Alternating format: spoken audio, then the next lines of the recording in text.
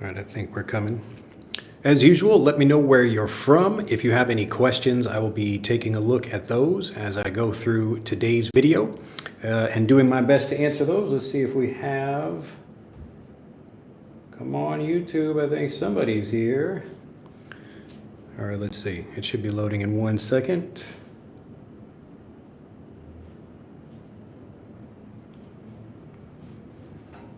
And here we go. All right, I think we're working now. Okay, I am Drew Badger, the founder of EnglishAnyone.com and the English Fluency Guide. And today, as usual, we're going to be talking about how to speak more confidently and fluently, but without learning a bunch of new vocabulary. I want to begin today, make sure the camera is straight. I think this should be working all right. Let me know. Oh, no. ガリゾウのチンポがまだやってきたね。ダメですね。翼様もいますね。ドリュー先生, nice to see everybody there. Good morning to everybody. Raul, nice to see you there too. And you, hi, good morning. Me and you, nice to see you there. Good morning, Tarek. Moses, I'm a big fan, glad to hear it. Sakita, hello from your basement. Uh-oh, I don't think so. I don't have a basement. All right, but if you find one, let me know. That would be nice to know if I had a basement. And Abdu says, hello, nice to see you. Well, nice to see everybody out there. I want to begin today with a quick story. And I thought this was just, I don't think I've shared this story on the channel before. I think I maybe thought to mention it, but let me tell it to you today because I was just thinking about this. Is it real time? Yes, this is happening right now. Look at that. I'm responding to your comment in real time. But if you're watching this later, obviously it's a recorded video. And Luz, nice, or Luz? I think I'm pronouncing that correctly. I think that, doesn't that mean light? If I'm correct. From Colombia, nice to see you there. All right, so here's this quick story. This happened, I don't know, like a month ago, but I was out with a Japanese friend of mine and we were going to just some local bar restaurants after his work. And we went to a couple different places and we both noticed something very interesting. We went to two different places in particular that this was very obvious. And this was how good the bartender was at speaking. And again, this is in Japan, so we are speaking Japanese. This is just local places here in Nagasaki. So we weren't speaking English, and this was not about like language learning. This is Japanese people using Japanese well. And for the context of a bar, if you think about like usually Japanese bars, a good bartender, especially if the customers are trying to speak, the bartender will actually talk with you and try to have a good conversation about things. And so we were sitting there. We went to this first place, and this guy, it was just a guy running a bar by himself. He has lots of interesting bottles of alcohol from all over the world, and we were really interested, just like, we thought we were going to learn some interesting lessons. He actually made us some really good drinks. We were pleased with the drinks, but he didn't speak very well. And when I say he didn't speak very well, he didn't like engage with us. We were trying to ask him questions, like we asked, wow, you have a lot of alcohol over here, what is your favorite? And he just said, I like all of them. And even if that's true, it's probably not. But even if it is true, it's much better as the bartender to think of some kind of story. He's got basically all of these bottles around him. It's hard to give a demonstration of this because I'm just standing here in this room with nothing going on. But imagine yourself, it's kind of like an old bar, lots of old bottles, even things from 50 years ago or older than that. It looks like almost he found a sunken pirate ship and found a bunch of bottles of alcohol that were down at the bottom of the ocean, and he brought them back up into his bar. And so he had all these interesting bottles. He had some new, regular alcohol, beer or whatever also, but it was just a really interesting looking bar. So the bar looked really nice, and he had lots of opportunity to engage us in a conversation. And probably that kind of story would have led to more sales. So we went in there, we had a drink, we stayed for a little bit, but we didn't, like, we liked the atmosphere, but it was just a little bit sad. We were trying to talk with the guy because we like to talk, but we got not much back from this guy. Now, after that, we went to a different place that was a little bit up the street, and this place was, I thought it was supposed to be women kind of dressed up like medical, like a doctor or something like that, but they said it was a pajama bar, even though it didn't really look like pajamas. But so we went there, and at this bar, there were a few different girls behind the bar. So the first place we went to, that it was just one guy in the bar by himself. And this place, it was a few different girls behind the bar. And this girl had a few board games, just like regular kid, games that you could play, like a board game, a physical game, on the shelf behind her. And she didn't really have much alcohol, actually. She just had like some beer and other little things, and it was a pretty small menu. So the first bar we went to had a much wider selection of alcohol, and this second place had a actually very narrow selection of alcohol. But even though she also had a very just, it was about maybe 5 games that she had, like Jenga and, other things like that you could physically do something with. And these are great for having conversations or just having something to do. So we played this game where I can try to describe it for you. Maybe you might know what this is, but it's basically a hexagon-shaped thing. I'm not going to draw a whole bunch of these hexagons in here, but imagine these are hexagons all in here. So a hexagon is a 6-sided shape. 1, 2, 3, 4, 5, 6. A hexagon, H-E-X, hexagon. So a hexagon, and it had all of these little hexagons in it, and they are supposed to be pieces of ice. And you take a small hammer and hit the little, try to knock the pieces out. And if you knock all of them down, then you lose. So the point of the game is to try to not lose. You want to, maybe poke one of these. It's kind of like a little table, and you try to poke the little pieces of ice there, and then try not to knock the whole thing down. And so we had a lot of fun playing this game, and of course we were spending money while we were playing. And so she had, again, it was just like a few games that she had, and a few different kinds of alcohol, but we enjoyed that experience much more because we're getting to sit and talk, and she's telling us things, and we're playing the game. And the kind of bigger picture about this for the kind of like the lesson today is that you might have more resources, like more vocabulary, but the people who actually know how to use those resources well are the people who speak well and usually have better interactions with people.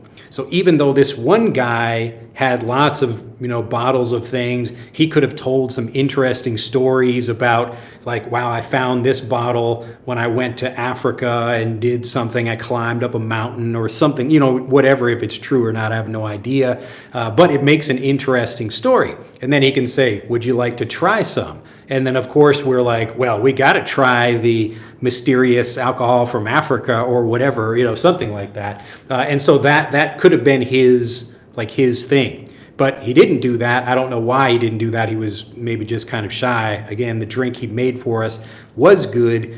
We did enjoy that, but we didn't feel like spending more time in that place. But the second place, we had a lot of fun, and, we're just talking with this girl, and I think we played, I don't know, like 4 or 5 rounds of this game, and she beat us every time.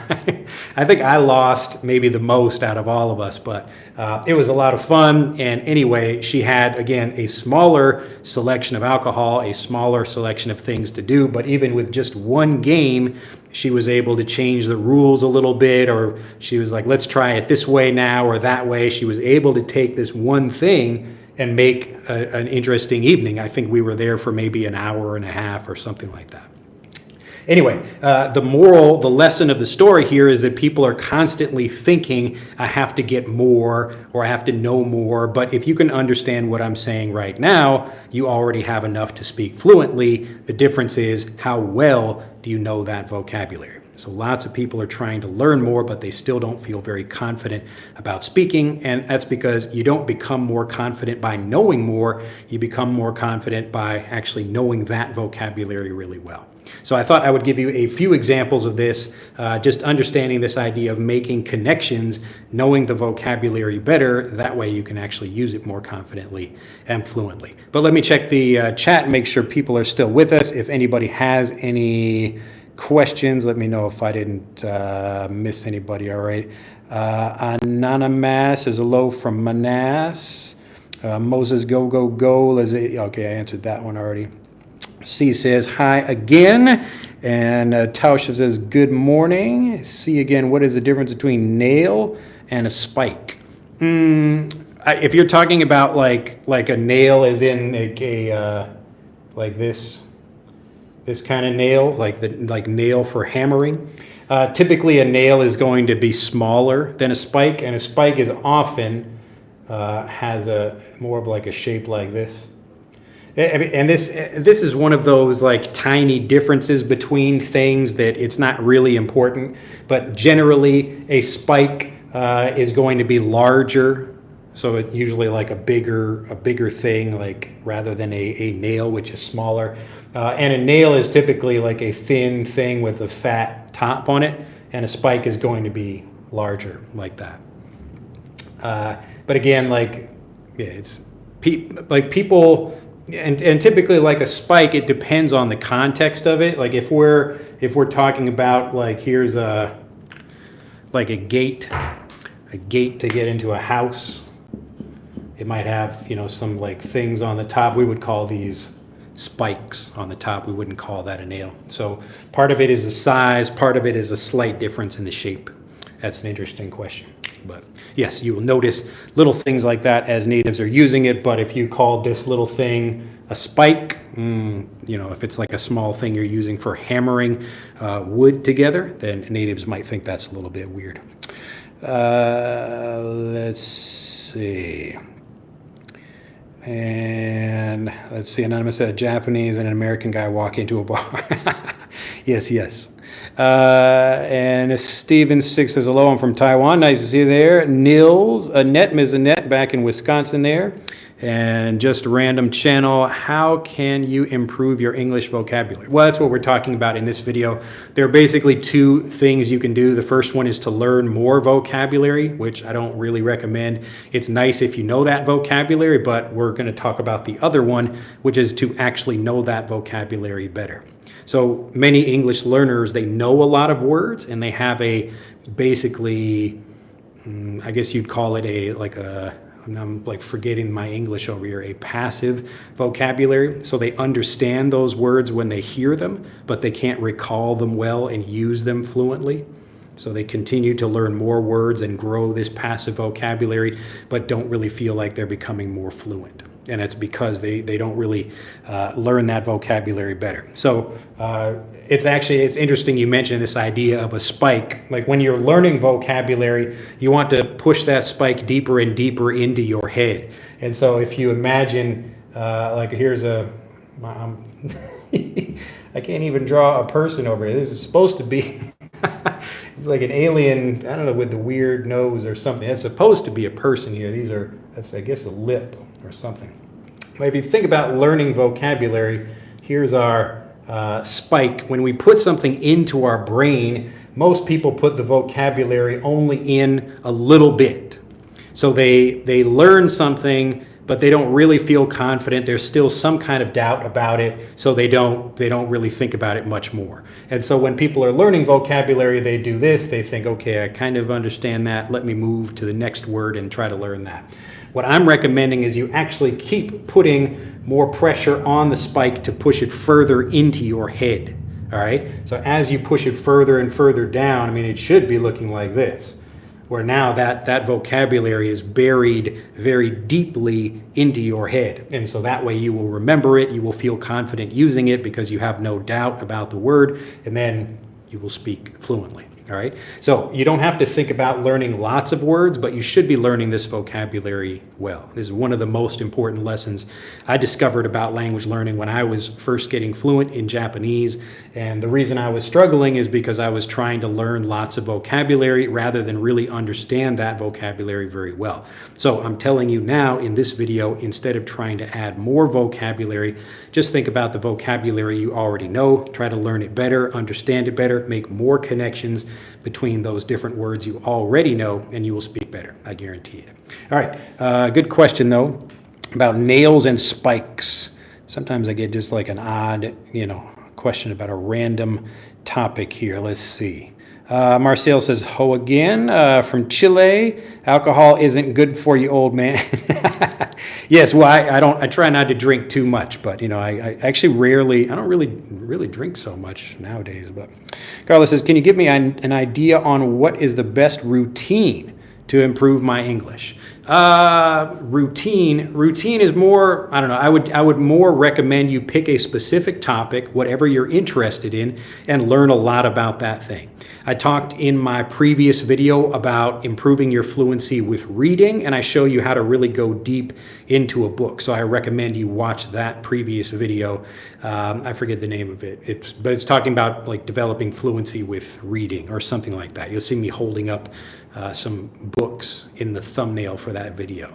But the general idea is that like this, hitting this spike into your head more and more, most people, they don't actually take more time to learn the vocabulary to really destroy all of the doubt that they have about that vocabulary. So you become fluent by knowing the vocabulary better, not just by learning more words. Okay? So the point is, like, instead of thinking about like how can I learn more, how you want to understand better. That's the goal. Hopefully that makes sense. I'm actually working on a new guide, like an updated guide to fluency that explains all of this, because I explain all these things in different videos, and I want to make sure everybody gets this idea. All right, let's see. Sabir says, I'm good at casual conversation, but when in a critical situation, such as an interview, I can't speak fluently. What should I do? Well, it sounds more like nervousness, and maybe the best thing for something like an interview is actually to prepare for that by maybe watching other people do interviews or learning more about what you would say. So often it's really a psychology thing, a psychological thing that happens. So you are creating that nervousness in your head. There's nothing really different about speaking with one person or speaking with another. It's like when you're playing a sports game, like a basketball game, the first point is really easy. But when you think it's like the last point of the game, everybody thinks it's like very psychologically different, but you're physically doing the same thing. So you have to learn more to control that, but it's easier with preparation. Let's see, Moses, yes, we are here. Luis says, hello from Agua Boa. I don't know where that is, but hello and welcome. I think we can use the story about a bottle of wine from Africa you had shared. Yes, I think so I just made that up. I have no idea. But like especially if you're working at a bar, if it's your own thing, usually it's because you like the alcohol or something about it, or you like the story, or some interesting thing like that. And sharing those stories, that's the interesting thing that customers would probably care about. Because you can go to many different places and get different alcohol, but if you go to a place and they tell you a really good story, you're probably going to go back. So you will distinguish yourself as a barkeep or a bartender, providing that kind of service. Because again, like, you can get alcohol at anywhere. That's why even like the second place we went to, there are lots of girls working at bars, and they've got like beer and a couple of other things like that. So there's no real difference there. The point of difference was this girl was good at creating an experience that was memorable and different, and she was able to do a lot with very little. Okay, so instead of she didn't have like 1,000 games, she had 5 games a few different kinds of alcohol, and we had a nice evening because of that. Let's see. Sakita says, how can I practice pronunciation? I can read, write, listen, and think in English, but when I speak, my pronunciation is very poor. It is very difficult when I try to do it alone. You should just get Frederick. Click on the link in the description below this video, and that will give you a way to practice and improve your pronunciation by yourself. So the way you understand pronunciation is learning the different sounds of English and what words or what letters make those sounds. And when you understand how that works, you will know exactly how to pronounce basically anything. So click on the link in the description below this video to get that app. Akara says, hi Drew, long time no see. I've missed your live video in a whole month, but I've been watching all these videos when I made my donuts. You're making donuts over there. I really appreciate you for all good lessons. Well, glad to hear. If you know other people who would appreciate, then click the like button and share the video. Abdul says, the difference, you'd say the difference between I understand a lot of words, for example, and I understand what do you talking about, but when I can't speak, take time. I can't control my conversation. I think I feel confused. All right, I think I understand what you're saying. You're saying you understand, but you have trouble speaking. Yes? Let me know if that's your issue. But most of my videos talk about this, and the basic idea is that you just don't know the vocabulary well enough. That's why you have lots of mistakes in your writing. So it's easier to understand people when other people are speaking. That's the easy part. The more difficult part is when you have to do something, when you have to put words together and try to make connections that allow you to speak fluently. So that's what we're talking about in this video, but I would recommend you just watch like any of my recent video, my live ones, and you'll get the general advice about how to do that. So yes, so listening and speaking are different things. Yes. Let's see, said bro, and then that's interesting. So you use the word bro, and then there's actually said bro after that. That's interesting. All right, Michelle says, hello from Brazil. Look at that with the green and yellow hearts. Richard is back. My issue is that I have a lot of vocabulary in my head, but when I speak to a person, I stumble a bit. How can I overcome it? Again, that's what we'll be talking about in this video, but the basic idea is that you just don't know that vocabulary well enough. So we've taken these little spikes, these vocabulary spikes, put them slightly into your head, but it's not very well in there, so you don't really remember, you don't really feel confident using it, and then that's why you're going to stumble in conversations. So you should really focus on knowing the vocabulary better, and that just means eliminating any doubt that you have about that. Silvana says, nice, let's see, hi teacher, thank you for the class. It's my pleasure. Farson, hi from, hello from Kerala. And Marcel says, I understand all when you're talking, but when I need to speak, I usually feel confused. Yes, so everybody should be noticing a theme in these comments. I can understand, but I have trouble speaking. And again, this is the issue right here. So if you know vocabulary a little bit, but you don't remember it or you don't feel very confident about it, it means you haven't really pushed that vocabulary deep enough into your brain.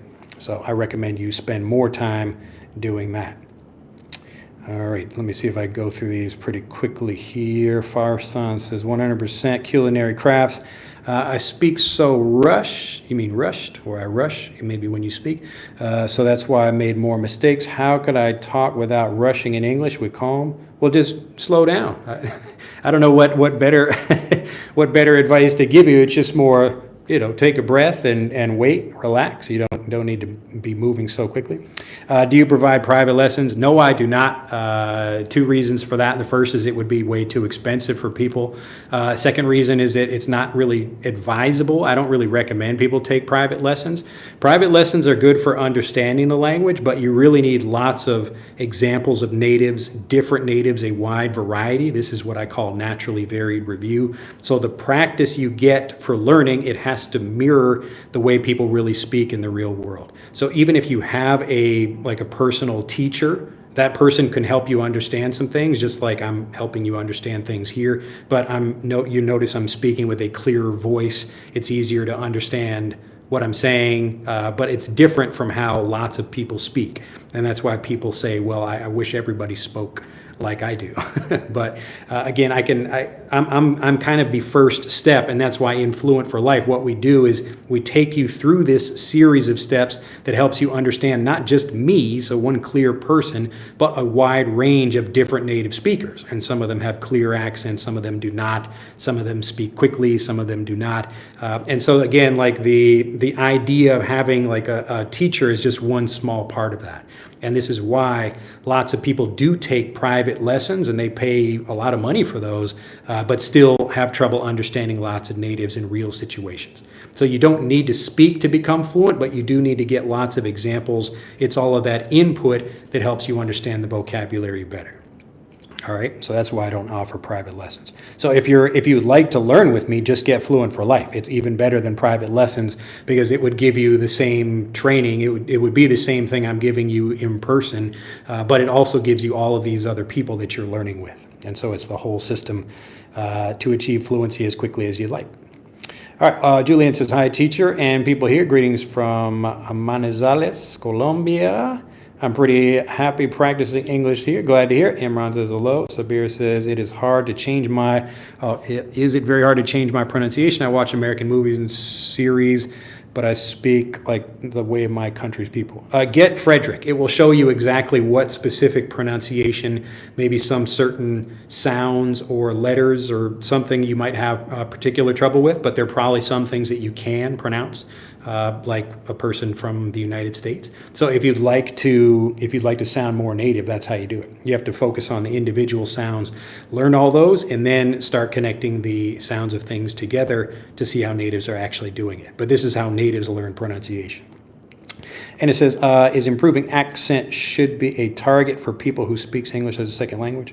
It depends on what your accent is and if it's important to you to do that. Your accent is less important than just pronouncing things correctly. So I might speak, I don't know, let's say I speak Spanish and I sound like I'm not, a native Spanish speaker or whatever, but I can pronounce things pretty well, and my vocabulary is good and my grammar is good. Those things are more important than just having a particular accent. So each person is going to sound a little bit different. So like my pronunciation, my accent would be different even from my own family. So they're going to sound a little bit different from me. So it depends. If your speech is really difficult to understand, then yeah, that's something you should focus on, but it just depends on what you need. I would focus more, because I'm seeing errors in your writing, I would focus more on just understanding the language better. And it said, I got that one already. Elizabeth, hello from Argentina. Islam, I want you to explain something strange that happened to me.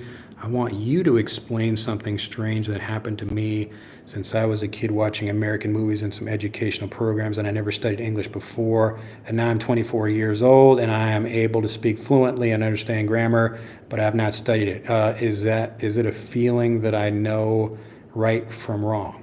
Yeah, so basically, you understand, even though you don't realize it, but this is the way everybody gets fluent in any language. So what's happening is that you don't become fluent by speaking, you become fluent by destroying the doubt you have about a language. And it's just another way of saying, as you understand it better, if I hear 100 different examples of something, I'm probably going to feel very confident about saying it. And not because I studied a rule, but just because I destroyed the doubt. And so it might come from many examples, or it might come from a few really good examples that are helping me understand something the right way. But yes, like if from a young age you're watching American movies and TV shows or whatever, you will learn the language just like a native speaker would. And that's, again, giving you that sense for what's correct.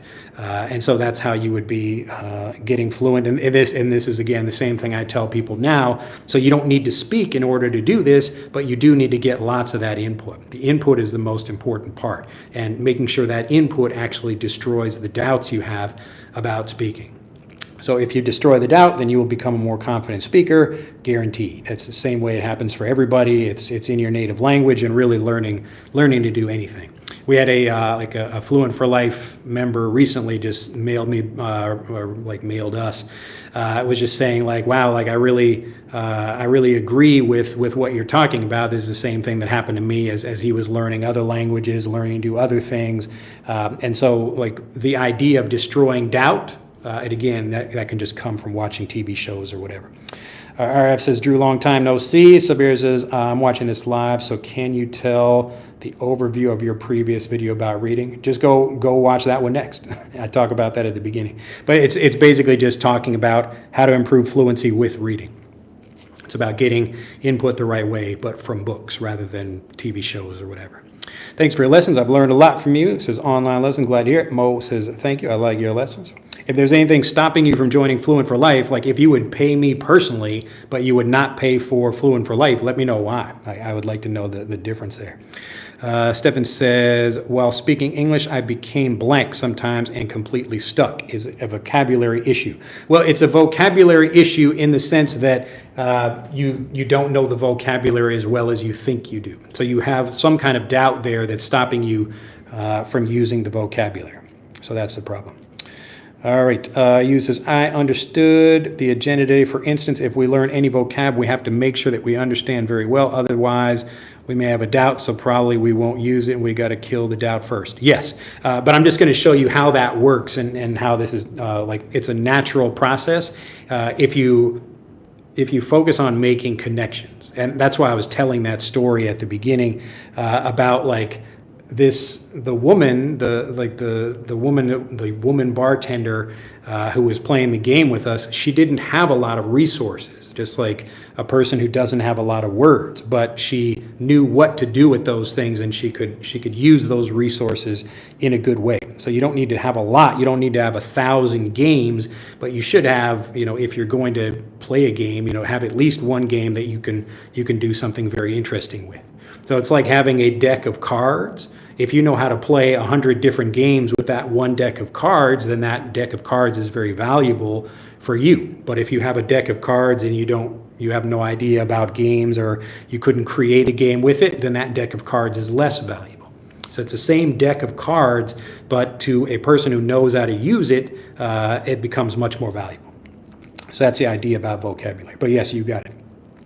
Cloud says, I have another issue. I watch TV series and movies from the USA and Great Britain. At the end of the day, a mixed up accent on each one. Yeah, so if you're if you're watching a mix of different things, probably focus on one, and you need to hear, again, how different natives from different places would be saying things. That's why we do that in Fluent for Life. Are phrasal verbs important to know them to become more fluent? Well, phrasal verbs are certainly good for being able to express yourself well with a smaller vocabulary and to understand natives. But you don't think about fluency as being part of specific vocabulary. Fluent just means how well you're able to use something. And so if you have no doubt about using that, then you should be able to use it fluently. But I can use a word or an expression or a phrase or a phrasal verb or slang or whatever. It doesn't really matter what that thing is. If I can use it well, then I'm fluent in that thing. Let's see here. Sabir says, do people get fluent in a particular topic? You can, and that's actually what I recommend people do. So you basically become fluent as you know something better, kind of pushing that spike further into your head.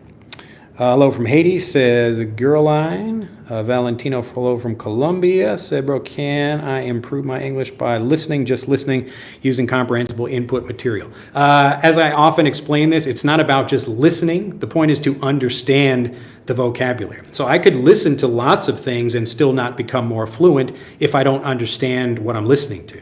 So I need to be listening strategically, but for me, like actually learning a language, I don't want to only listen. The point is I'm watching things, or I'm touching things, or even tasting things to learn the flavors of them, rather than just getting comprehensible input is kind of telling you what to do, but the destination is to use comprehensible input strategically to eliminate any doubt you have about understanding something. And so that's the key. So it's not about just listening, but maybe I taste something and I understand what a flavor is, and that's much better than listening to someone talk about it. All right. So yes, like the point is input rather than output, and output becomes the goal of all the input. So after you feel confident that you understand something without a doubt, then you speak. That's how it works. So you can try to do the opposite. You can try to speak, but it's not really going to help you improve very much because you're just saying things that you already know and you're not really learning more. And as you learn more, that's where you actually remove doubt and feel more confident about expressing things. So it's not about specific vocabulary that you need to know or like a particular way of learning. The point is, however you remove doubt, that's what you need to do.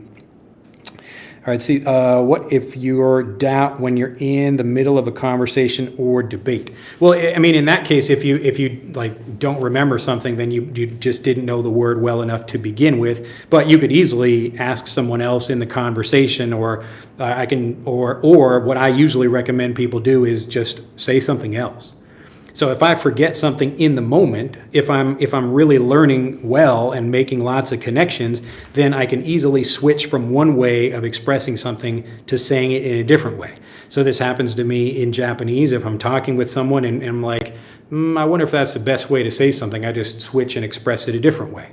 So there are many ways, like really an infinite number in the way we speak. But usually when people are learning a second language, the typical thing is, here's a word in your native language, here's the translation in English, and if you forget that thing, then you have trouble speaking. But when you're actually destroying doubt by understanding the language the same way a native does, you learn there are many different ways of expressing something.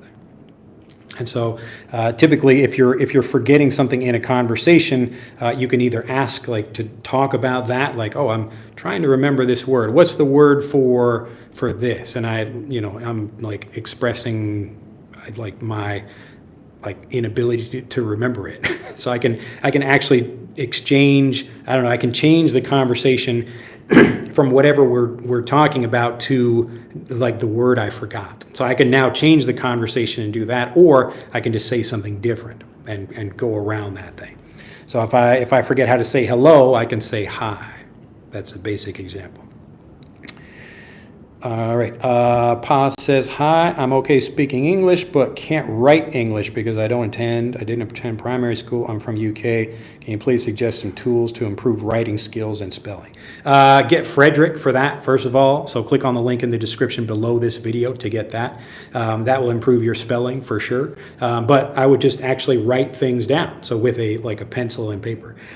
So I have to do the same thing with Japanese. So my spoken Japanese is much better than my writing.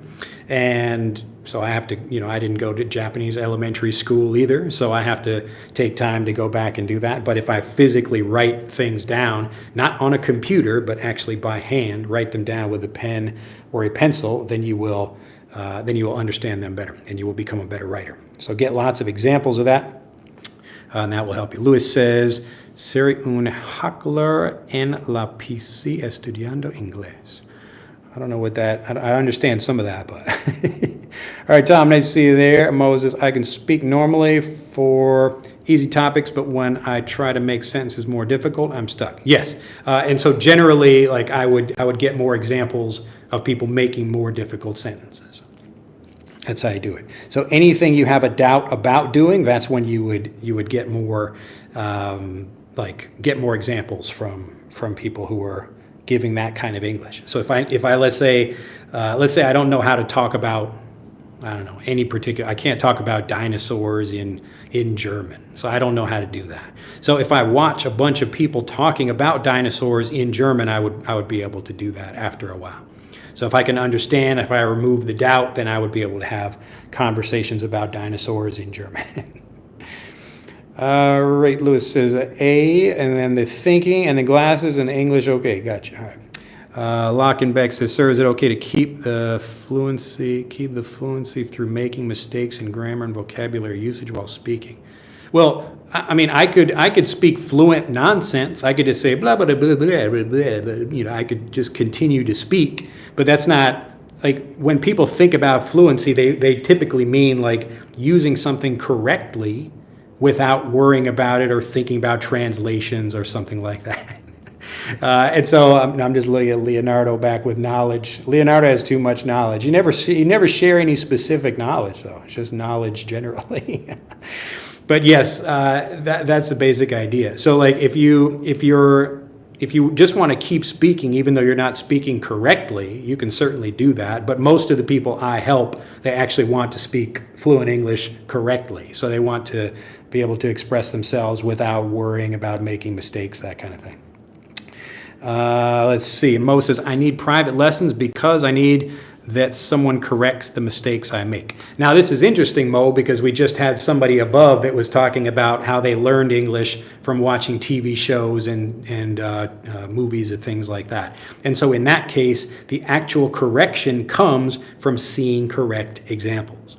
All right, I really want to make that clear for everybody because there's always like, well, I need somebody right there to correct my mistakes when I make them, when it's actually better if you just watch other people speaking and you speak because they spoke, like they say something and you say, oh, that's how you say that. And so after you get like many examples of something, then you feel confident that you would use it the same way. So yes, like in a conversation, you might try to use something new and make a mistake doing that, but you know, that's, people make mistakes. It's going to happen sometimes, but it's much better if you're going to be talking about something, watch other people talking about it first. So how do people, like if I'm in Japan, I first came to Japan, I don't know, 20 years ago, and when I see people, when they're like surprised, what do they say? So if I watch just one person,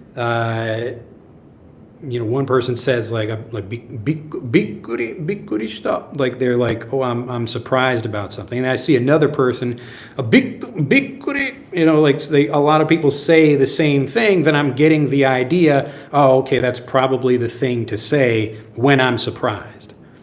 Or like if I like bump into something, I'm like, like I know how to say that because I know what other people say. I've seen many examples of that. Like if I walk around and am kind of like in people's way and they're kind of like I need to get around you, like they will say like sumimasen. So Japanese people, like you watch like what they do, what they say, like you will get the hand up typically like this.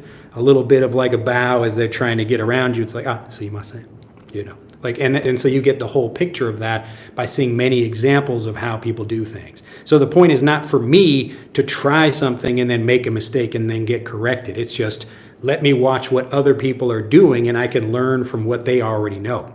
And so if I watch native examples, I'm going to learn how natives really do things. Now, the problem is that often when people are, even if they look for a personal teacher, that personal teacher is going to give you like a very clear and, maybe, I don't know, like it wouldn't be incorrect, but it would make you think that there's a very specific way you need to say something. So that's why I'm always telling people getting one example is going to be really difficult for you. You don't really know very much. You're not going to eliminate a lot of doubt, especially if that one example is a clear, easy to understand, slow teacher. So if you're getting one example from someone, they just say, how do I say whatever, and they give me an example of that, I'm going to think like this is how you should do it. I made a video about this I don't remember how long ago I made it, but it was about imprinting. So there's an idea where like a baby bird is born and comes out of the shell like a baby chick, and the baby chick comes out of the shell and it looks, and the first adult it sees, it imprints on that person, or I guess that chicken. In that case, the baby bird, the baby chick, looks at the, whoever, it's probably the mother chick, or the mother hen, or the mother chicken, and the baby is now imprinted, or kind of the mother is imprinted on the baby. And so this happens when people are learning languages. The student gets imprinted on from the teacher. And so they think like, oh, this one way the teacher said it is the correct way. And so now when I go into the real world and try to say that thing, I'm going to try to sound and speak exactly like my teacher. But natives don't do that. What natives are doing, they're actually getting lots of different examples from many different people. And so they're not imprinted from just one person. It's all these different people that create that natural way of speaking because they've seen lots of different people. They hear all these different accents. The pronunciation is a little bit different. The vocabulary might be a little bit different. So like in the example I gave yesterday or not yesterday, but in the last video about reading. So I talk about when I'm reading for learning Japanese, I'm really taking my time. I want to push this spike deep down into my brain with many different examples. And so part of that is taking stories like the Three Little Pigs that would have, it would be pretty popular, pretty common. So I can get lots of different examples and compare those. And so if I look at the English version is like, little pig, let me in. And so the wolf says, little pig, let me in. And then like the Japanese version is going to be a little bit different. And each Japanese version is also a little bit different. They are different from each other. So what was one of them? It was like kobuta iretokure or whatever. It was like let me in. But it was like, what was that one? It was like irete kurenai ka or something like that. It was like, but basically it was a different example of the same idea of like let me in.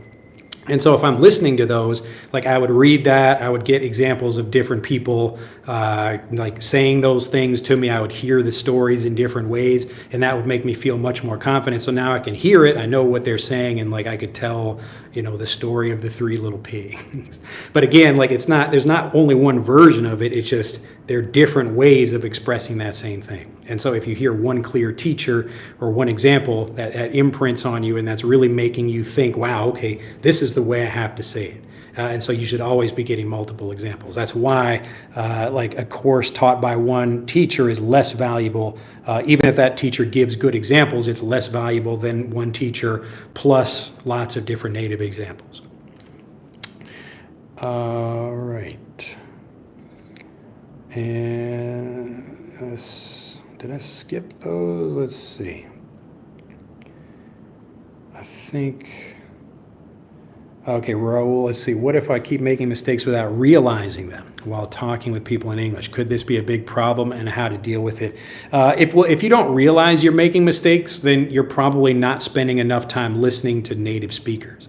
So if you do all the speaking and you're not watching material that helps you learn English, that usually I might say something in Japanese and then hear like somebody use like the correct way of speaking, and then I think, oh, I've actually been saying that incorrectly, so I should stop doing that. And so like that's why I spend more time listening and not just listening, but watching things or reading things. I'm getting examples of what's correct, and that's correcting my Japanese before I speak. So if you're making mistakes in conversations and you don't realize it and nobody is telling you about those mistakes, then you probably should spend more time watching native English or listening to it or whatever. Carla says, if I listen to your lives every day, am I improving my speaking and listening? Yes, you are. And I make my live videos specifically so I'm talking about a lot of the same topics, but I explain them in different ways. So I tell different stories, I give you different vocabulary, like you would actually improve your fluency just by listening to me. But I recommend, whether you learn with me or not, you should also be listening to lots of other natives talking about things. Okay, so again, this is why we design Fluent for Life, to make sure people get all these different examples. So I can say I'm a great teacher, but it's not enough. So you will listen to me and think, wow, Drew's pronunciation is really good. I want to sound like he does, but other people do not speak like me. And even when I'm talking with friends, I might speak differently. I might use a different vocabulary, whatever. So the point is that you should be always getting. It's like the confirmation of seeing many different examples will give you the confidence to speak.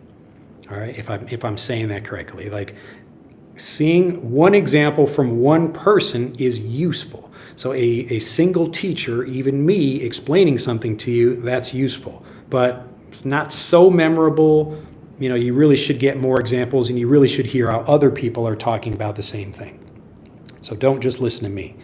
Julian says the real problem isn't speaking English, but understanding when someone speaks to me in English. Speaking is a consequence of understanding. Yes.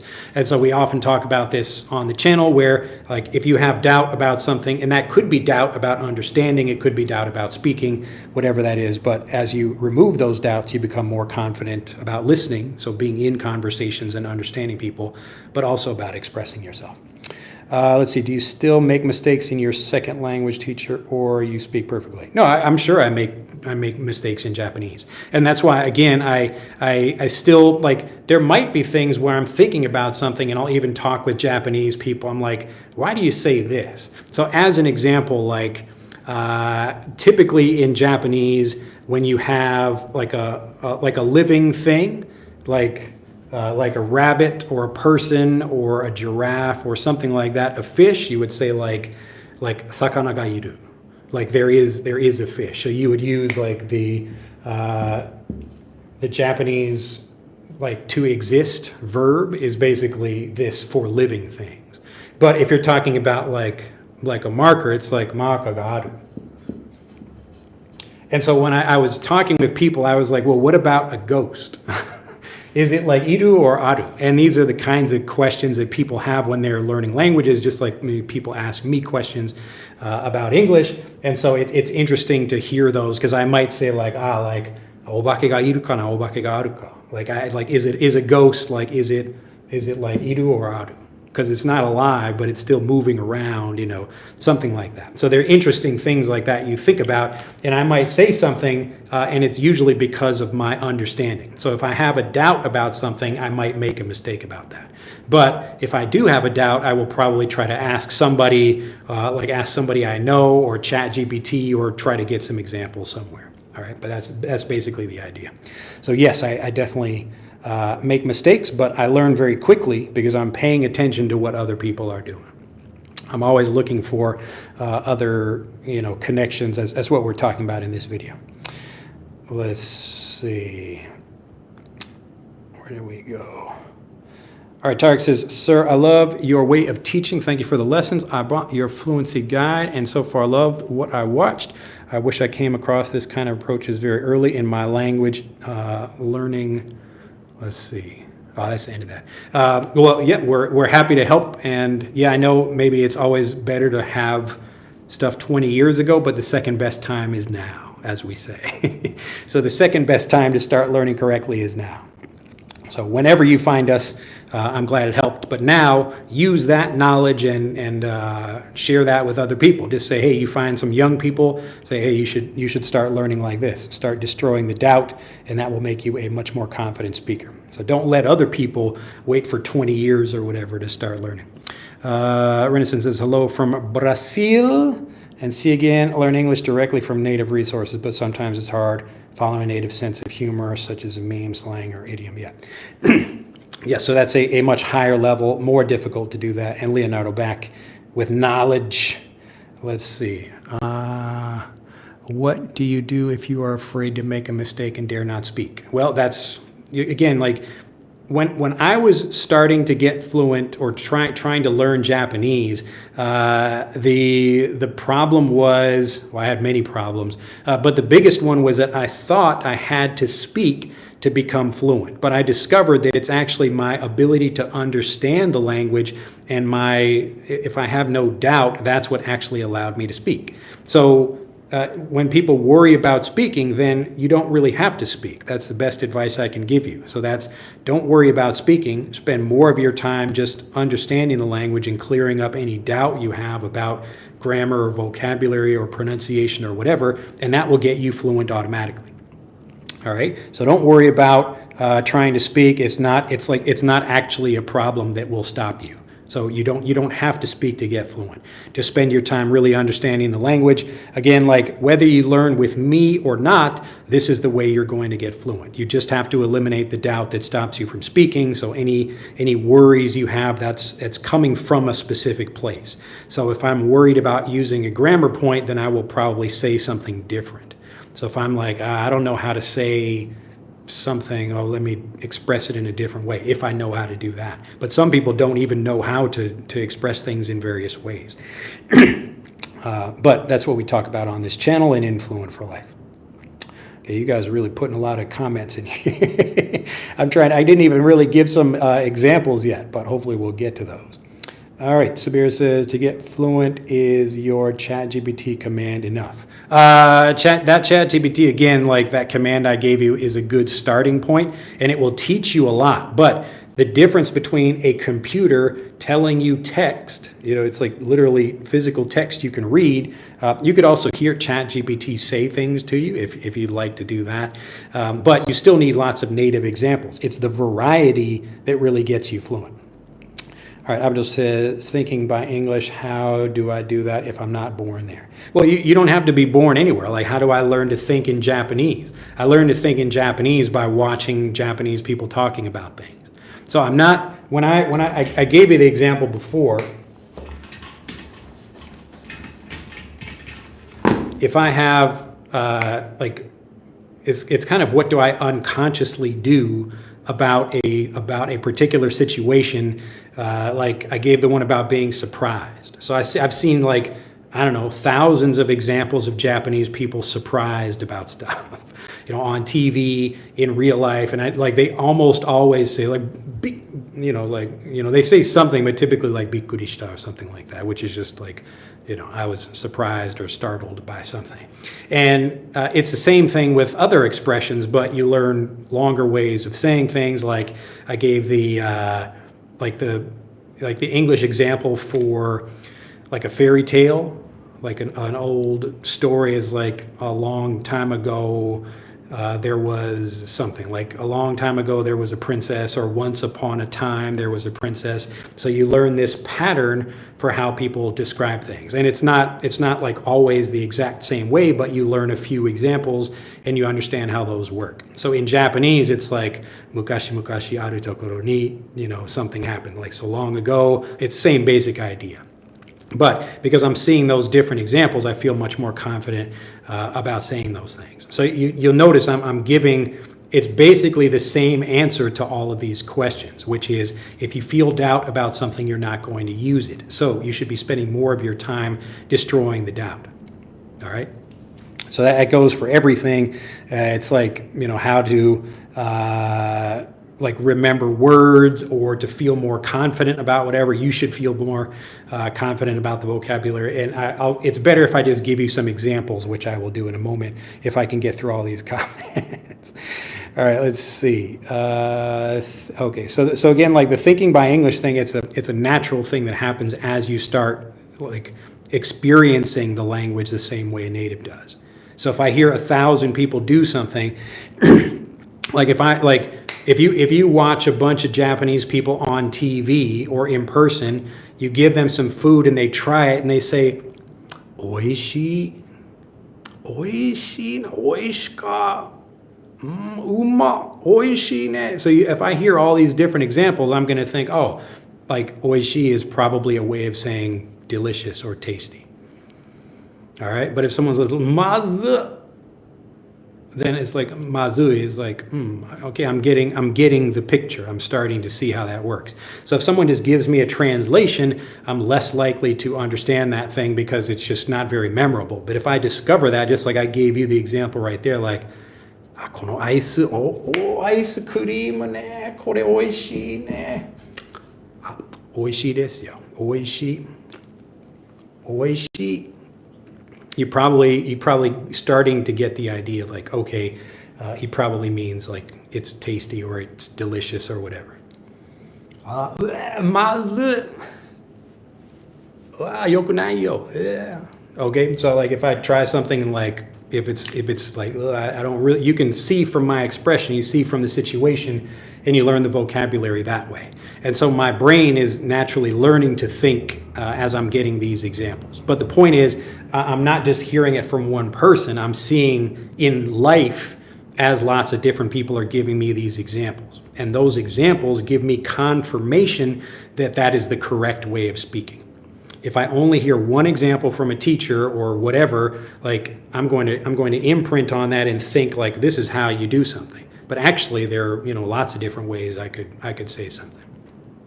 And so that variety of learning is what you should be focusing on.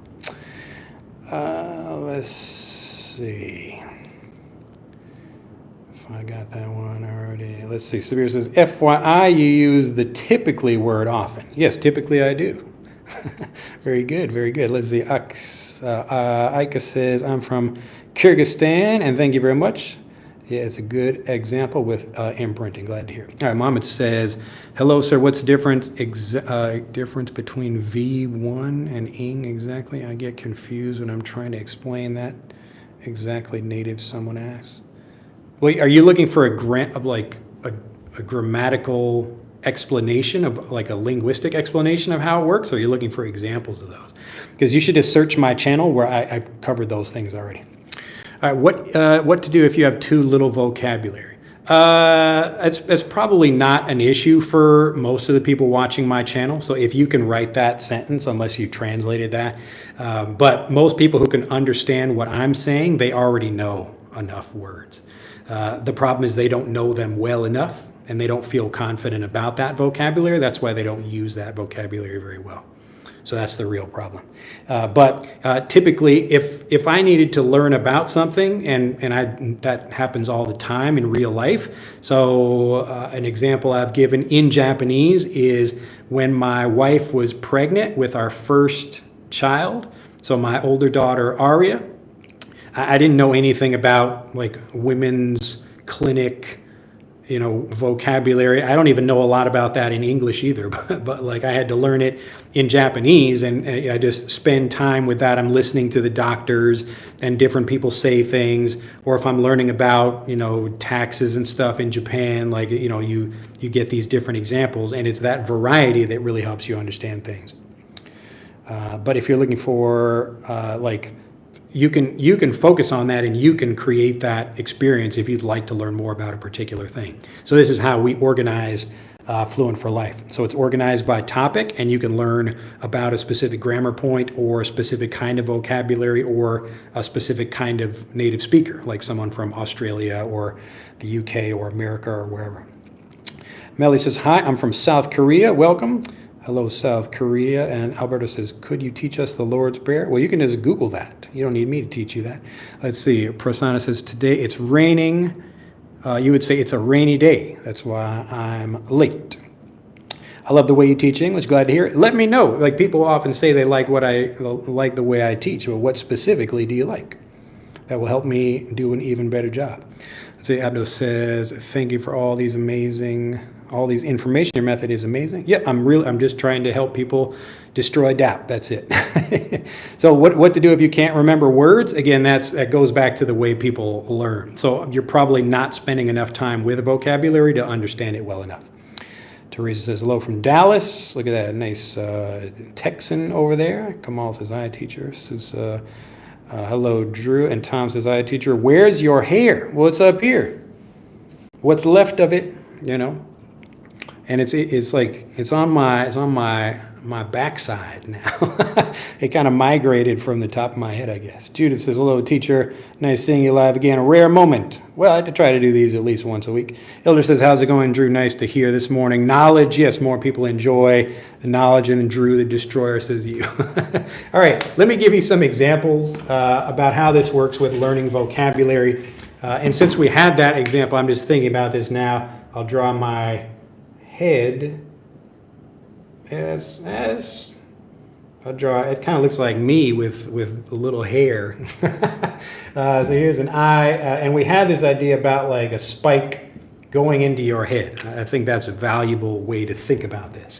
So the more hits on the spike, the further the spike goes into the ground, or the further the spike goes into your head, and that's how you should be thinking about vocabulary. So the example we had before was what is the difference between a nail and a spike. And I explained that basic idea. A nail has kind of this flat head, but we're just trying to get this little kind of pole, this short thing down into something else, like another piece of wood.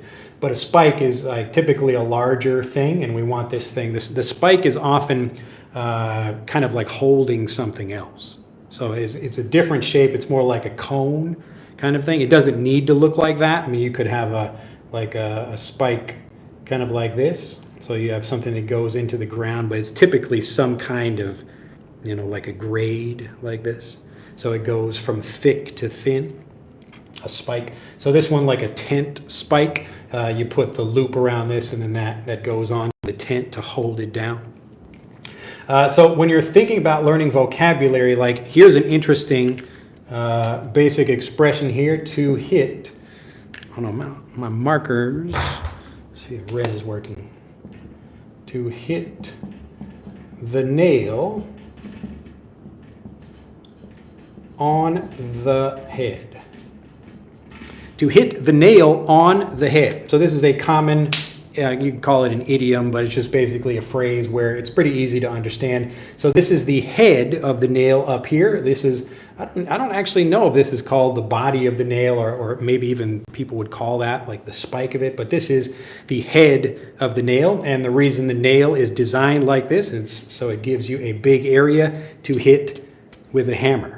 All right, so if I have just like this tiny stick here, it's a bit more difficult to do that, but usually we have some kind of flat part on top that makes it easier for me to hit something. So here I'm giving you a basic explanation, and this is all in English. I'm not trying to give you translations or anything that would make it more difficult to understand, but we're bringing this back, and you notice I continue to use these words like nail and spike. I want to repeat that, but in slightly different ways, okay? And so if we have a nail like this, I want to hit something right on the head. So what happens sometimes when people are nailing, they don't hit the nail on the head, like maybe they hit it kind of on the edge of it and it bends the nail. So some people get a nail kind of looks like this, like, oh no, they didn't hit it straight, it didn't go down, they bent the nail, or maybe they hit it on the side or something like that, but they didn't actually hit something correctly. So when you hit something on the head, in this example here, this is a physical example. You can see if I have a hammer, I'm going to hit the nail on the head. It means bam, I hit it right there in the middle. It's a good strike on the nail. So I'm hitting the nail, and then it goes in very easily. So just like I have a nail in my hand, we can imagine this is a nail. If I'm kind of hitting it like from the side here, it's not going to go in very well. But if I hit the nail on the head, look at that, doom, doom, doom, it goes right in. Okay, so to hit the nail on the head. Now, if I stopped right there, you would probably understand, okay, to hit the nail on the head. But we continue because I want to hit that spike, this idea of hitting the nail on the head, I want to put that further down into your brain so you really remember it and you understand when you can use it in other contexts, all right? So once we understand just this physical idea here, like to hit. So again, Lewis says to hit the bullseye, same kind of thing. So this is another way of saying to hit the bullseye or to hit the nail on the head, hit the nail on the head. And so if I hit the nail on the head, when else might I hit the nail on the head? All right, you can think about that as like, it's not about nails, it's about really doing something well, doing something accurately, doing something just right. And I could do that in a lot of ways. I could be like giving a really good explanation, like, ooh, that explanation hits the nail on the head. So I did something perfectly, I explained something well, or I could be like giving a presentation at work and, I did a very good job and someone was really like, oh, wow, I really understand that thing. Like that presentation really hit the nail on the head. This is just one way of talking about something where, okay, we have a physical example where we're not talking about nails. Obviously, we're talking about something else like giving a presentation or doing something else or whatever. And that's, the same basic idea. All right. So as we're learning things, I'm trying to give you more examples that push the spike deeper into your brain. And then if you hear more examples of like a different person using it or in another context, then you really feel, oh, that spike is going deeper and deeper into your head, which makes it more memorable. It deletes any doubt that you have about using that, so you can feel more confident using it. All right. So a longer thing like this, like maybe you might have to take a minute to remember it or something, like to feel confident using it. But if you keep getting more and more examples, you will feel very confident about that. It's the same thing as like mukashi mukashi aru tokoro ni, like in Japanese, like long time ago or once upon a time. Once upon a time. If you hear that enough, then you really start to anticipate when other people are going to use it. So I know what other people are going to say. Like I know if somebody bumps into me, they're going to say, sumimasen. Basically everybody is going to say that. I know they're going to say that thing. And that's usually what they do, typically. All right. So again, we're looking for things like when we're learning something, you notice we want to spend more time to really understand something, but it becomes much more useful when you actually spend the time focusing on something. Okay. So now we have a phrase that can describe any situation where something is going well, or you did it very well, or whatever. Like, wow, you really hit the nail on the head with that talk. Okay. I'll give you one more example, same kind of thing, nice physical example. I actually happen to have a towel with me today. So since I'll just use this expression, this nail idea came from, who was that? I forget who mentioned that.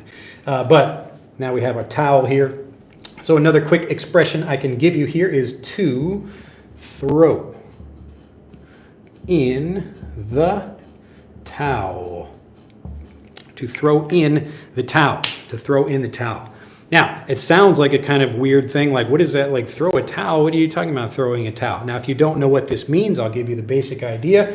If you imagine here's a boxing ring, so here's a boxing ring over here, and usually you have two boxers on the inside or two people fighting, something like that, and you have the managers or the trainers on the outside over here, and they are cheering. They say, go, go, you know, like we want to make sure that other person is continuing to fight. But if you have to quit, they will actually take a towel and throw it in to the ring. Now, this is an interesting thing, too. It's a box, but people call it a ring. Like it could be an actual physical circle, but this kind of box area, people call this a boxing ring, a boxing ring. Anyway, so if we have a towel, like my person is being, they're losing, and I think, well, it's better to just quit. I'm going to throw the towel into the ring, and I quit. So this becomes an expression where we can use that anytime we're going to stop doing something. All right, so I'm going to quit doing something. I was going to college, and it was just too difficult for me. I couldn't take the classes, so I threw in the towel. I threw in the towel. So I was doing something, like I was at this job. I didn't really like it very much, so I threw in the towel. I threw in the towel. Now, I can say I quit. But again, if you know this, like you're speaking the language of native speakers who will talk in more interesting vocabulary if they know that. But most people know this expression, to throw in the towel. So I could tell someone else, you don't have to continue doing that thing if you don't like it. It's okay to throw in the towel. All right, so I mean taking a towel, like a physical towel, it comes from that idea from putting this in, like the manager throws the towel into the ring to say, hey, it's like waving a white flag for like, please don't shoot me anymore. I give up, I surrender. All right, same idea, throw in the towel. Okay, so you see, when we spend more time with vocabulary, like I could learn a word like towel. And just learn that, okay, like what's the Japanese word for towel, and then what's the English word for towel, and then maybe I remember that. But if I spend a bit more time trying to make more connections, that's what actually pushes the vocabulary deeper into my head, and it really makes me understand that vocabulary well. So I remember it, I feel confident about using it because I have no doubt, and I understand, okay, now I will say that thing. So the vocabulary learning comes first. Don't worry about expressing a lot of things or saying a lot of things before you feel confident. The point is really to understand things well and to understand them well enough that you have no doubt, and then you speak. Okay? All right, let me go back, check chat, make sure people are getting this over here. Hopefully nobody is throwing in the towel. All right. Let's see, Drew James Butler says, hi, sir. Do you think Family Guy is the best way to learn English? I don't know about the best way, but it's certainly a way. I would get many examples of that. But it's also nice if you enjoy something. If you like watching Family Guy, then enjoy that show and you'll learn a lot of English from it. It's a good thing to do. So it's hard to do something you don't like and try to learn from that. Like if it's too difficult for you or you don't like the content, whatever, you don't like the topic or something.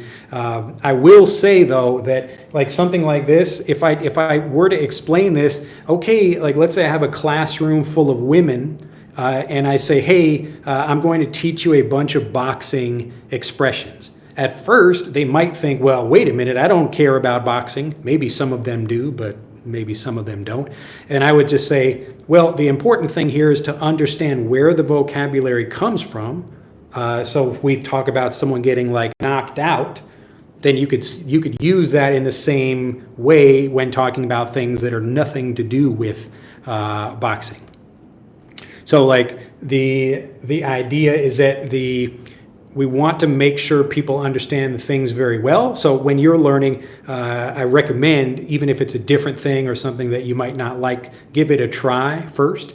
And maybe you don't care about boxing, but you will be using that vocabulary to try do so, like learning something different. So you can often make these connections, and that will help you understand something better. All right, it's about making connections, which gives you the understanding. All right.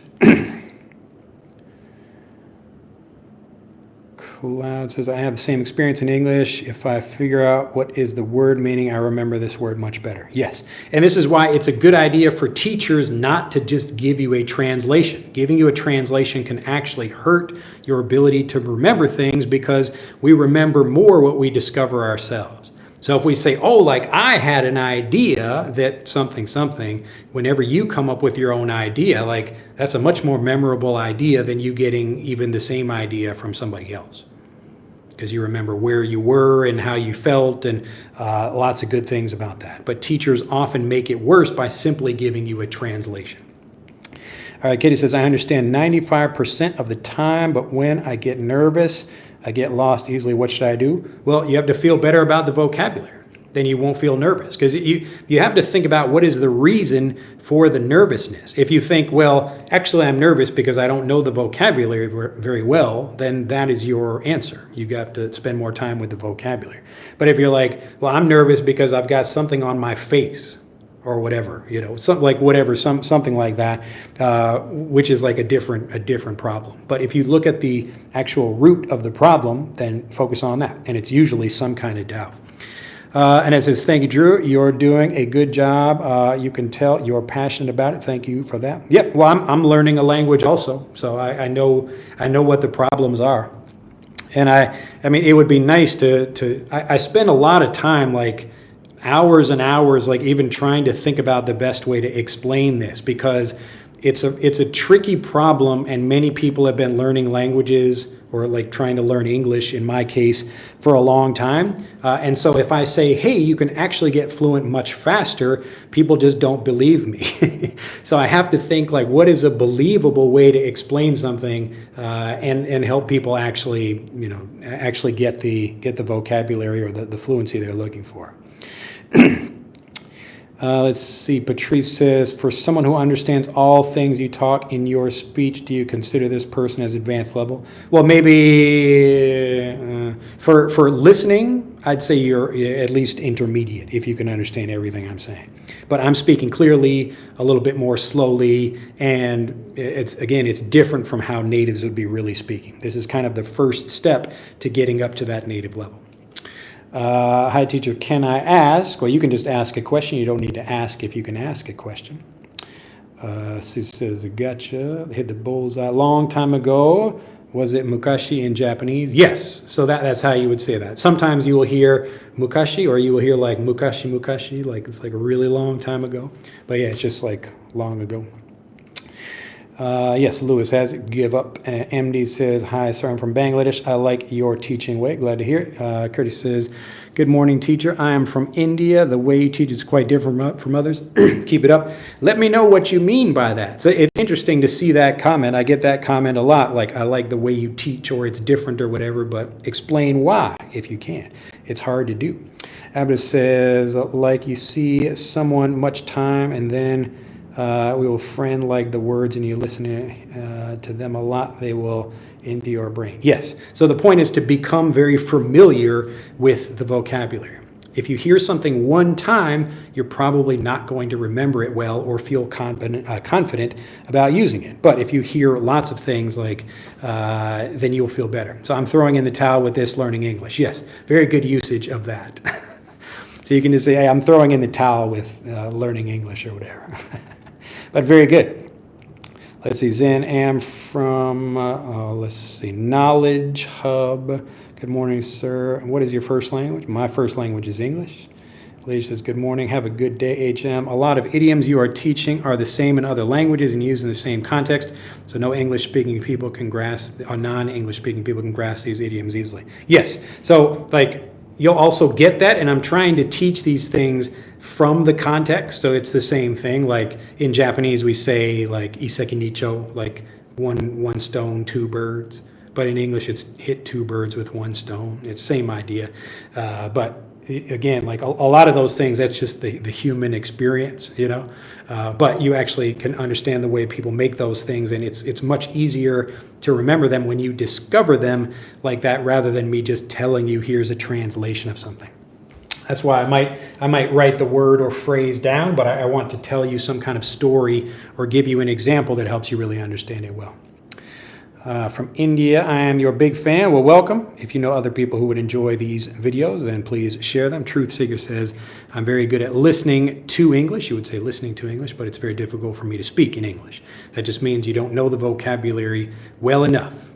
All right, I've covered this many times, but that's really the core issue for a lot of people. They know English well enough to understand, but speaking is a different thing, and it just means you still have some kind of doubt, and you need to clear that doubt, remove that doubt that will help you actually unlock your ability to speak.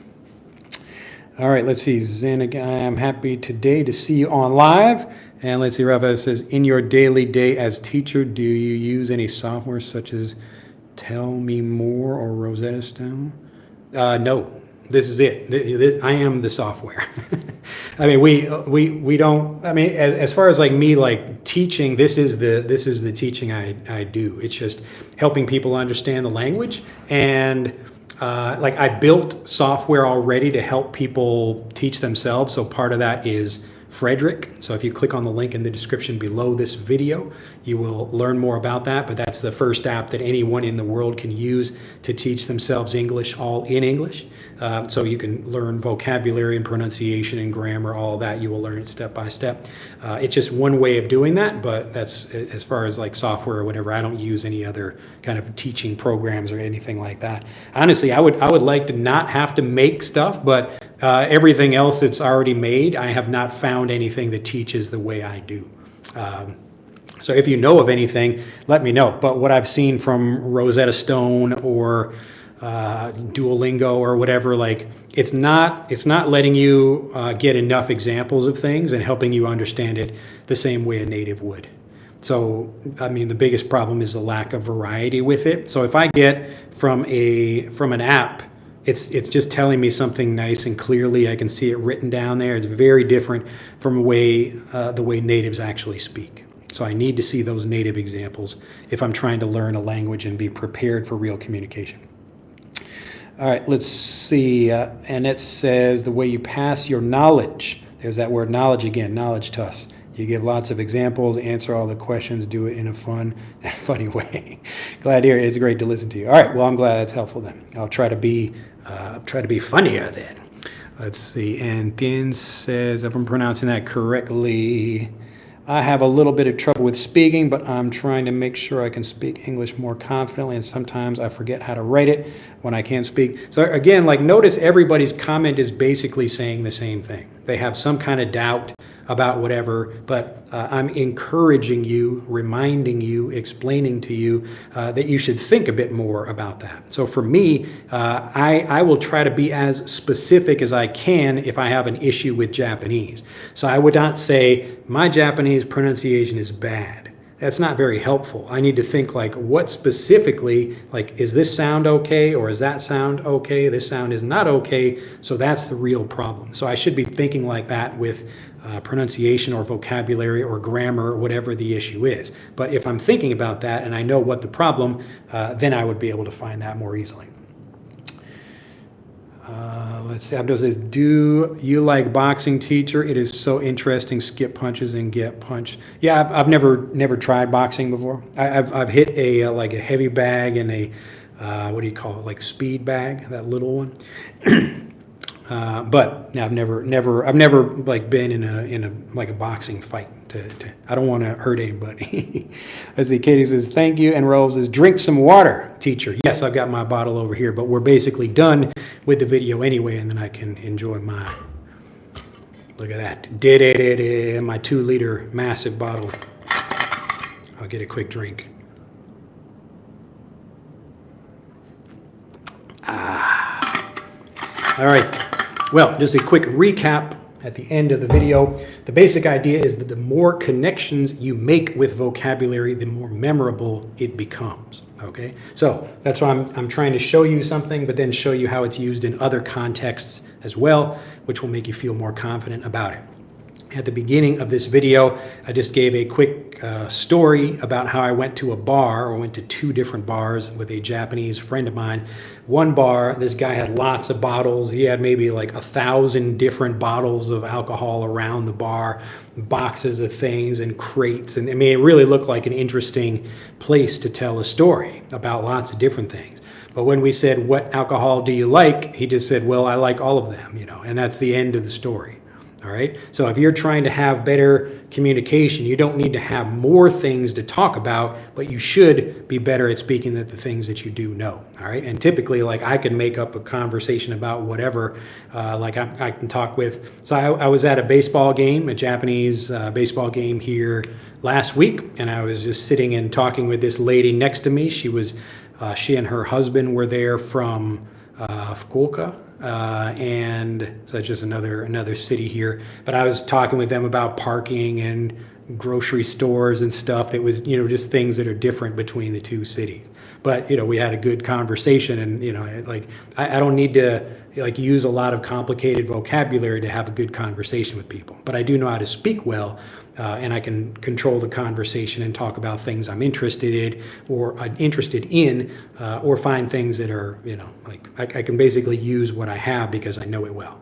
All right. So I'm always trying to expand that, but I don't want to just learn more words. I really want to know them well so that I can use them and feel confident about using them. All right. All right, let's see. Final comments here. Rainier says, hi, teacher, really quick. Can you please explain? You've talked about Fluent for Life. This is the second time I asked. Sorry. I can only connect usually at the end of the stream. Is it a course, a class, a platform? I want to know a little bit more about it. Well, just click on the link in the description below the video. But the basic idea is what we do on YouTube. So these videos right here, it's really explaining to people how to get fluent and giving some examples and helping you understand some vocabulary. But this is really just like one part of the learning process. So the basic idea of fluency is that you have to eliminate whatever doubt you have. Like I just tell people, the fastest way to become fluent is to delete or eliminate or end or destroy the doubts that stop you from speaking. So whether you do that with me or you do that with, you know, somebody else or on your own, that's what you have to do. So you don't have to learn more, but you really should be understanding vocabulary better. That's the basic idea. And so what I do in these videos is kind of showing you, trying to prove to people that this is true and show you that it works and it actually can get you more fluent. When I'm teaching things, you should be feeling more confident. It's a process you can actually feel when it's happening. You should be thinking like, oh, like I call these aha moments when you understand something better and you think, oh, like now I get it. So I feel more confident about something, and language learning should be easy. All right, if the teacher is making it possible for you to understand things better. That's the job of the teacher. Typically, in a regular classroom, a teacher is just going to say, learn these things. Here is a list of vocabulary. I want you to go home and study that. But that's not really teaching you anything. It's just giving you some translations or examples of things. An actual teacher, the point of a teacher is to really help you understand things by destroying any doubt you might have about the vocabulary. And so part of that is explaining things. Another part of that is giving you many examples from other people. So if you can hear me say something and another person and another person and another person, and each person says it in a different way, all those examples will help you remember it and make you feel very confident about that. So the whole point of Fluent for Life is to help you understand the language without a doubt. And I'll just draw one more kind of contrasting thing here. I want to put this in my new guide to fluency as well. But if you think about the typical way that people learn a language, like the English as a second language approach, everybody is improving by understanding things better. That's the only way we improve. We don't improve by speaking more, because if we speak, we're not really learning anything new. So yeah, it's a little bit of practice, but the greater amount of practice, the real practice that gets you confident, is understanding the language better. All right. So usually what happens is, like, you will get, a long time, like, let's say you have a 1 hour class, but maybe you only understood one thing really well, and that you felt good, like, okay, I understand what that means. You spent 1 hour to understand this one thing, and maybe the rest of it you're just like, I don't really know what that means. So the actual improvement just came from this moment where you understood something better, but you spent an hour to get that moment. What I do, I really want to give you these kind of moments much more rapidly, so you could spend the same amount of time learning but understand much more, and so you get fluent faster. So the faster you can destroy doubt, so if I can destroy all these doubts you have very quickly, then you become a confident speaker very fast. All right, that's how it works. So Fluent for Life, this is the basic point of the program, to help you understand the language without a doubt so that you speak fluently. All right, so if you'd like to do that, if you'd like my help, you can also apply these ideas yourself if you want to learn things on your own. I've given you lots of examples of how to do that, but if you'd like to do it, again, if you're, most of the people who join the program, they just want results quickly. So maybe they work, or they don't have a lot of time to learn, or they need English for their life or career or whatever, so they're happy to pay a little bit of money to get fluent much faster. But if you need life, or if you need English for your career, then this is probably the best investment you could make, because learning how to communicate well, like, you can really do anything with that, and English fluency will stay with you for the rest of your life. So if you're looking for a good way to do this and you want to do it quickly, that's what we do in Fluent for Life. You can click on the link in the description to learn more. I hope you have enjoyed this video. If you have, do click the like button, and I will see you next time. Bye-bye.